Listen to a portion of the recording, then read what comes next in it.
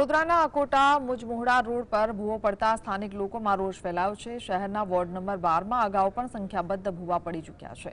પાલિકાએ barricading કર્યું, પરંતુ સ્થાનિકોએ 100 ફૂટનો ફૂલોનો હાર ભૂવા પાસે લગાવી અનોખો વિરોધ નોંધાવ્યો। પાલિકાની નબળી કામગીરીના કારણે થયેલી આ ઘટનાથી વાહન ચાલકો અટવાયા, અફડાતફડી સર્જાઈ હતી। સ્થાનિક અગ્રણીઓએ પાલિકા પર ગંભીર આક્ષેપો કર્યા છે અને કમિશનરને આ ભૂવા ડેકોરેશન જોવા માટે આમંત્રણ આપ્યું છે। અમારે ના છૂટકે આજે એક અલગ વિરોધ પ્રદર્શન પણ કરવું પડ્યું છે। આજે અમે એક અલગ પ્રકારે એક વિરોધ પ્રદર્શન કર્યું છે।